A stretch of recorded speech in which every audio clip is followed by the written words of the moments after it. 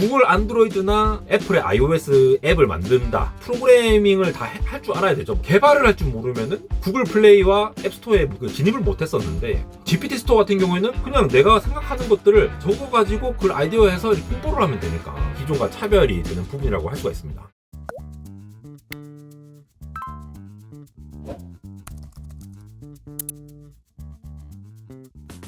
안녕하세요, 이호석입니다. 오늘은 안될공학 에러님 나와주셨습니다. 안녕하세요. 안녕하세요. 에러입니다. 네. 어떻게 잘 지내셨나요? 새해 복 많이 받으시고요. 새해 복 많이 받으세요. 굉장히 네. 바쁘셨던 걸로 알고 있습니다. 네. 제가 그 HS 아카데미 대표가 돼가지고 정신이 없이 이호석 언제 저희 대표님이라고. 사무실도 한번 놀러 오셔야죠. 네, 곧 가야죠. 그러니까 네네. 3월 되기 전에 한번 가도록 하겠습니다. 알겠습니다. 자, 오늘은 무슨 얘기를 해볼까 고민을 했는데, 오픈 AI에서 이제 GPT를 가지고 뭘 한번 장사를 할 사람 일로 와서 한번 좀 장사 좀 해봐라. 이런 이야기를 좀 하고 있다고 해요. 그래서 GPT 스토어라고 하죠. 그래서 이 부분에 대한 설명을 좀 먼저 해주시면 좋을 것 같습니다. 네, GPT 스토어 아마도 이번 주 영상 올라가는 주에 이게 공개 출시가 될 것 같은데요. 일단 먼저 GPT 스토어를 알기 전에 GPTS, GPTs라고 하는 개념을 좀 알고 계시면 좋을 것 같아요. 그러니까 우리 챗 GPT 할 때 그 GPT인 거죠? 네, 그 GPT죠. 우리가 채팅하듯이 하는 그 챗 GPT인데 개별적으로 이렇게 자기가 원하는 명령어라던가 내가 만약에 변호사다. 변호사면은 변호사 관련된 어떤 무슨 문서들이 있어가지고 요거를 미리 이렇게 학습시켜 놓는다거나 이렇게 개별적으로 굉장히 손쉽게 거의 뭐 한 5분 만에 뚝딱 만들어줄 수 있는 커스터마이징된 자기만의 GPT 그거를 GPTs라고 이렇게 지난 오픈AI 데브데이 때 발표를 했었고요. 그거가 이제 개별적으로 사용을 하고 있었는데 GPT 스토어라고 하는 거는 그거를 잘 만들면은 누구나 와서 팔고 누구나 와서 사서 그렇게 이제 어떤 하나의 마켓을 형성을 한다라는 개념으로 보시면 되겠습니다. 근데 GPTs 그러면은 뭐 알겠어요. 뭐 이호석 GPT, 뭐 에러 GPT 이런 것도 만들 수 있고 무슨 뭐 전문가 병원 의사 선생님 GPT도 만들 수 있고 등등 만들 수 있다라는 걸 알겠는데 그거 진짜 쉬워요? 얼마나 쉬워요? 그냥 챗 GPT의 메뉴에 가보시면은 그냥 네. 뭐 my GPT 이게 크리에이트 하는 게 있습니다. 그 GPTs를 만들려고 하면 이제 크리에이트 my GPT를 누른 다음에 네. 뭘 넣느냐 내가 하고 싶은 명령어를 넣어 놓으면 돼요. 내가 말할 때마다 뭔가 맞춤법이 틀렸다고 생각하면은 그거 매번 교정해줘. 약간 이런 말을 그냥 추가를 해놓아도 되고 내가 무슨 얘기를 하든 간에 주식시장과 관련돼서 연관지어갖고 거기에 대해서 관련된 정보를 찾아가지고 나한테 대답해줘. 이렇게 그냥 적어놓으면 돼요. 그래갖고 만들기 하면은 그 링크를 다른 사람한테 줄 수도 있고 그런 식으로 확장이 되어 가는 거죠. 우리가 챗GPT를 쓰면은 어떤 사람이 챗GPT를 썼느냐에 따라서 대답해주는 게 되게 다르잖아요. 근데 내가 이제 어떤 게 궁금했고 나는 이거 주식 투자하는 사람이니까 뭐만 하면 하여튼 주식 종목 알려줘 관련 있는 거 알려줘 이렇게 해놓을 수도 있는 거고 근데 그거를 또 공유할 수도 있다라는 거죠. 굉장히 쉽게 만들 수 있다라는 거네요. GPTs가 이렇게 점차 만들어지다 보면은 뭐 기본적으로 챗GPT를 자주 사용하시는 분들은 내가 자주 쓰는 명령어라든가 내가 좋아하는 형태의 뭐 예를 들어 두세 문장으로만 얘기해줘 이런 것들 그런 기술적인 것부터 최근 내용을 업데이트해서 말해줘 이런 거라든가 그런 것들 다양한 업데이트하는 것뿐만이 아니라 여러 사람들이 이거를 갖고 어떤 비즈니스 모델을 세울 수 있다 보니까 그리고 이 수익을 나눠 가지겠다라는 거거든요. 오픈 AI가. 그러면은 점차 경쟁적으로 상당히 정교화되고 잘 만들어진 어떤 GPT가 나올 거고 그러면 이게 기존에 없던 새로운 형태의 어떤 스토어 말 그대로 이제 이 마켓플레이스가 생긴다라고 보시면 될 것 같아요. 감이 잘 안 와요. 아직 이제 뭔가 어떤 게 있을까요? 우리가 쉽게 생각해 볼 수 있는 게 뭐가 있어요? 이미 나와 있는 것들도 좀 있죠. 사실 GPTs가 발표한 다음에 제가 뭐 채널 영상에서도 올렸는데 하루 만에 정말 많은 GPT들이 쏟아졌죠. 그 중에 어떤 게 있냐면 예를 들어 뭐 Analyze Paper 이런 거는 그냥 논문을 올리면은 이 논문의 초록부터 분석해가지고 어떤 데이터가 쓰였으면 이거를 굉장히 어떤 정교화된 포맷에 따라서 막 분석해서 답을 해주는 것도 있고요. 그리고 심지어 뭐 커뮤니케이션 코치라고 해서 내가 이렇게 뭔가 얘기하면은 그거 그렇게 얘기하지 말고 이런 식으로 대체해서 얘기를 합시다. 이런 식으로 팁을 주는 거라던가 아니면은 최근에 있는 뉴스 관련된 것들을 싹 모아가지고 이런 거 있었습니다 하고 한 번에 정리해 주는 거라던가 이런 것들이 전부 다 그냥 일반인들이 어떤 데이터를 넣어가지고 요거를 질문만 던지면은 할 수 있도록 이렇게 확장이 되었던 거죠. 근데 우리가 GPT를 만들 수 있다라는 건 알겠는데 이제 그것을 판매도 할 수 있고 서로 거래할 수 있는 장터가 세워진다라는 거는 또 다른 개념인 것 같아요. 그것을 구현하기 위한 여러 가지 그 조건들도 있었을 것 같고요. 그래서 이번에 오픈 AI에서 준비를 많이 했을 것 같은데 이제 어떤 내용들이 포함될까요? 일단 현재로서 추측하고 있는 거는 일단 이 GPT를 만들었던 사람들, GPT를 만들었던 사람들한테 메일을 이렇게 뿌렸는데 요게 알려지면서 이제 GPT 스토어가 이번 주에 나오겠구나라고 알려진 거거든요. 사실 굉장히 간략한 내용이긴 한데 저기에 이제 GPT 브랜드 가이드라인 뭐 이렇게 적혀 있는 거 보면은 이러한 가이드라인으로 GPT를 만드세요라는 어떤 특정한 지침이라고 보시면 될 것 같아요. 기존에 뭐 앱스토어, 애플의 앱스토어라든가 구글의 플레이스토어 같은 스마트폰 앱 개발 관련해서도 가이드라인이 있죠, 사실. 그런 앱들을 만들려면 사실 개발자들이 뭔가 앱을 만들기 위해서 상당히 시간을 소요하고 또 갤럭시 뭐 10이고 20이고 이렇게 버전마다 다 만들어야 되고 뭐 이런 것들이 있잖아요. 네. 아이폰대로 만들고. 근데 이거는 애초에 그냥 오픈 AI 안에 챗 GPT 메뉴 중에서 그냥 만들어버리면 되니까 너무 손쉽게 만들어지는 부분이 있다라는 거죠. 근데 오픈 AI가 자체적으로 만든 GPT도 있거든요.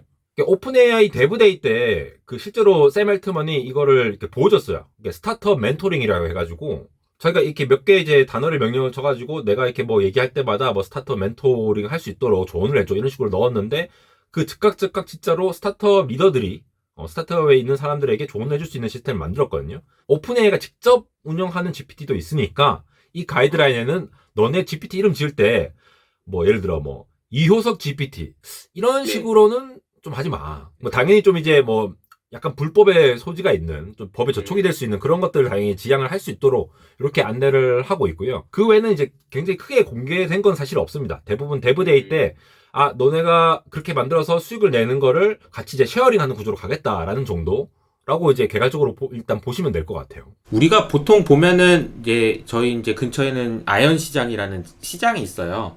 근데 그 시장에도 뭔가를 사고 팔고 하는 거를 정해놓는 기준이 있잖아. 야, 저기 뭐야, 썩은 딸기 팔지 마, 뭐 이런 거. 말하자면, 야, 수박은 이때만 팔고, 뭐, 딸기는 이때만 팔고, 라든지 뭐, 어떤 그 그러니까 딱 정해지지 않았지만 암묵적으로 정해져 있는 규칙이 있는 것처럼 GPT를 파는 그 장터에서도 지켜야 되는 규칙이 있겠죠. 앱스토어 그리고 안드로이드 뭐 이런 거 마찬가지로. 근데 그런 규칙들이 이제 확인이 되는 그런 단계라고 보면 되겠네요. 거기에 더해서 GPT뿐만 아니라 아무래도 현재도 지금 GPT의 그 API라고 그러죠. 우리가 예를 들어 맛집 앱을 개발한다고 하면은 거기 안에 있는 지도를 그 개발자들이 다 만드는 게 아니죠. 네이버 지도나 뭐 구글 지도나 카카오에서 제공하는 그 API라고 하는 그거를 가져와가지고 쏙 넣어가지고 이렇게 만들게 되거든요. 남이 만들어놨던 걸 써야 되는 거니까. 네이버나 뭐 구글이나 뭐 카카오도 그렇고 그런 API를 만든 이유는 그렇게 자기들이 제공한 API를 통해서 만들려면 그쪽에 앱 생태계가 확장이 되잖아요. 그런 거와 마찬가지로 오픈 AI도 GPT를 널리 쓸 수 있도록 예전부터 이 API를 지원을 해서 너네 GPT API를 가져와서 앱 만드세요. 뭐 카카오톡 채널 만드세요. 뭐 이런 식으로 다 지원을 해왔는데 아마 이 GPT 스토어를 하면은 GPT만 국한되는 게 아니라 그렇게 이제 오픈 AI 중심으로 이 GPT와 관련된 모든 것들을 사고 팔 수 있도록 하는 어떤 통합적인 어떤 스토어로 발전이 되지 않을까 이렇게 추측을 하고 있습니다. 기대가 됩니다. 정말 그 앱스토어가 세상을 진짜 많이 바꿔놨잖아요. 앱스토어 할 때 에런님은 어떤 거 하고 계셨어요? 처음 나왔을 때? 앱스토어 처음 나왔을 때 저는 이제 한참 연구하고 있었죠. 대학원생이어가지고 저런 거 만들고 해야 된다 하면서 연구하고 있었습니다. 그러니까 어떻게 보면은 그런 거 나올 때 저런 거 만들면은 대박 날 것 같은데 라고 해서 실제로 움직이고 했던 분들이 뭐 카카오를 만든 거고 뭐 네이버도 만든 거고 그런 거잖아요. 구글도 만든 거고 마찬가지죠. 애플도. 그런 변화들이 지금 이제 막 시작된 것 같아가지고 아마 지금 막 이를 갈고 준비하고 이런 분들도 굉장히 많을 것 같다라는 생각이 좀 듭니다. 사실 방금 말씀하셨듯이 구글이나 애플의 그 앱스토어랑 비교를 할 수 있는 부분이 상당히 많아요. 어떻게 보면은 한 20년 전만 하더라도 저희 무슨 프로그램 깔려고 하면은 이게 뭐 CD를 사서 그것보다 더 전이면은 막 디스켓 막 20개 사가지고 이렇게 막 깔고 막 그랬던 시절이 있었잖아요. 아니면 뭐 좀 세련된 방식으로 뭐 USB를 쓴다거나 뭐 이런 방식들이 있었고 점차 통신 속도가 빨라지다 보니까 이제 다운로드로도 가능해지고 아니면 또 구독제로 변화되고 이렇게 됐었는데 그러한 시장만 있던 거에 갑자기 스마트폰이라는 혹은 아이폰이라는 요게 등장을 하면서 그 안에 들어가는 특정한 앱을 만드는 새로운 스토어가 생기다 보니까 이게 새로운 수익 모델이 됐던 거잖아요. 그 시절이 없었던 때에는 사실 안드로이드라는 구글 개발자도 없었고 iOS라는 이 아이폰 개발자도 없었던 시절이었죠. 그냥 뭐 프로그래밍 하던 사람만 있었던 건데 이 스토어가 만들어지니까 사람들이 많이 들어오게 된 거죠.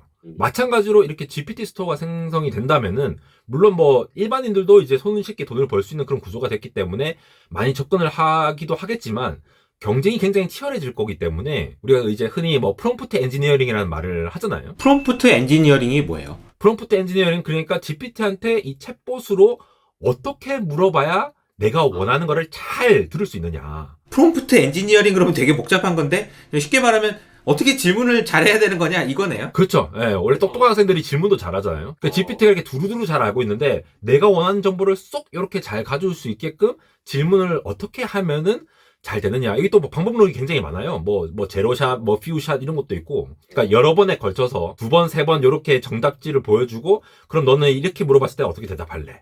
뭐 이런 것도 있고요. 얼마 전에 에러님이 그 커뮤니티에다도 올려주셨잖아요. 팁을 줄게 그러면 대답을 더 잘한다면서. 아, 맞아요, 맞아요.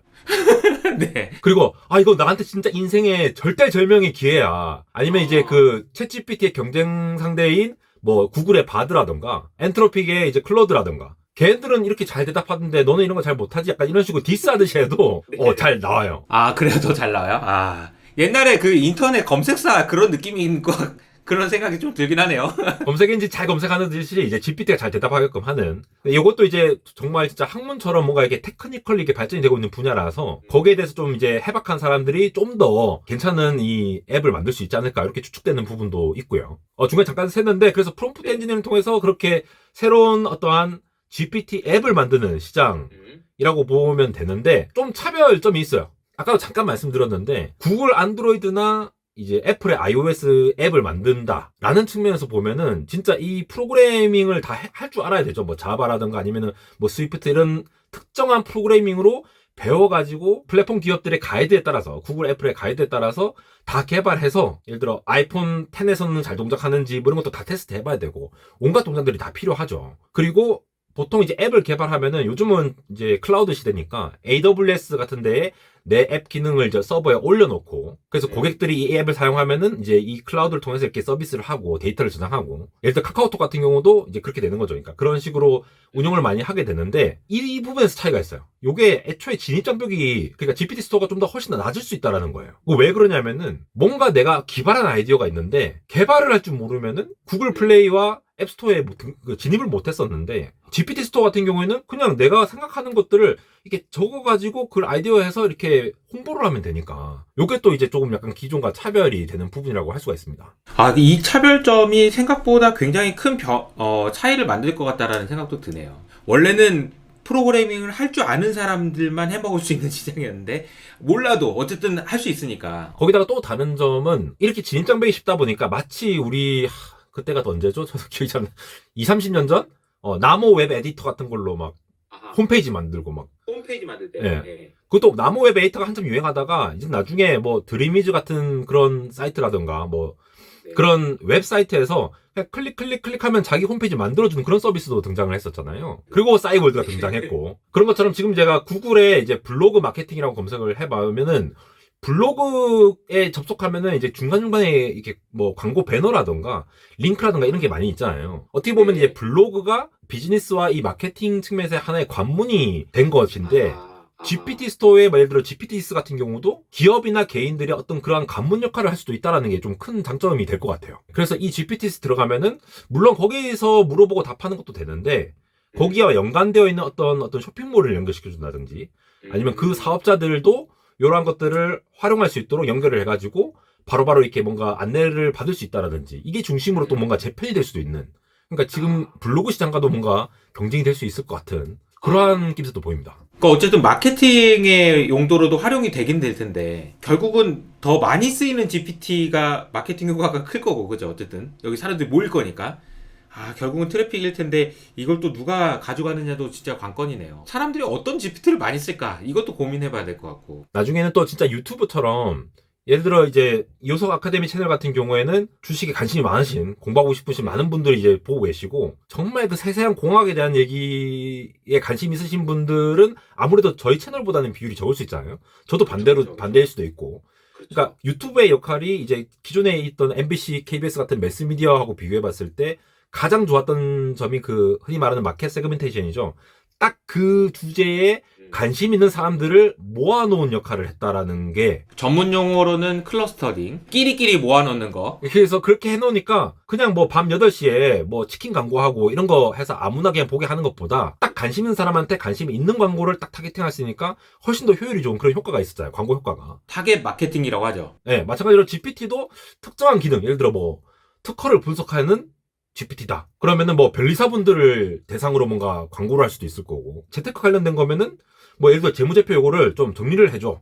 아니면은 뭐 분기별로 뭐 이렇게 잘 생성을 해주는 그런 거라든가, 그림을 그려준다라든가 이런 것들. 딱 그 사용자들에 맞는 사람들을 마치 지금 구독자가 늘어나는 것처럼 이렇게 클러스터링을 해가지고 그렇게 또 확장을 할 수 있지 않을까, 이러한 상상도 해볼 수 있을 것 같습니다. 이게 또 하나의 이제 경제가 되고 생태계가 될 것 같다라는 생각이 드는데, 이 질문 하나 드릴게요. AI로 간다. 그래서 이제 AI 뭐 브레이크 없어졌다. 뭐 그러면서 이제 와 그랬는데, 얼마 전에 나왔던 뉴스 중에서 월스트리트 저널이었나요? 워싱턴 포스트였나요? 그 소송이 한번 있었던 것 같아요. 야, 저작권 있는데 이거 네 마음대로 가져가는 거 되냐? 이런 얘기는 좀 어떻게 이야기가 나오고 있어요, 최근에? 뭐 매끄럽지는 않게 지금 진행되고 있어요. 그러니까 저작권에 관한 부분 자체가 이게 딱 그 칼을 그어서 지정할 수가 없기 때문에.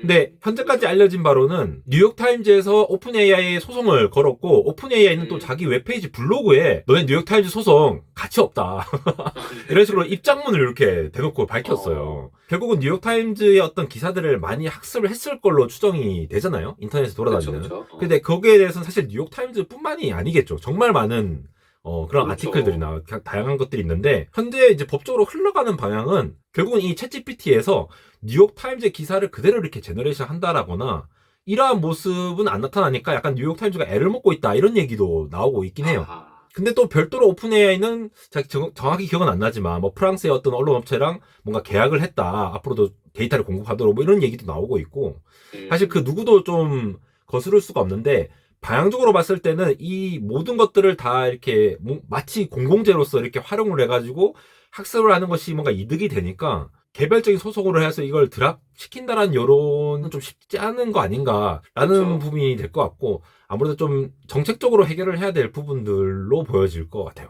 아, 이거 내 건데, 이거 내 거 가져가가지고 써. 막 이런 그 불만이나 이런 것들은 계속될 것 같고, 소송이나 이런 부분도 이어지지 않을까라는 생각이 좀 들긴 합니다. 근데 어쨌든 AI 쪽으로 간다라는 그런 방향성을 막기에는 좀 어렵지 않을까, 이런 생각이 좀 드네요.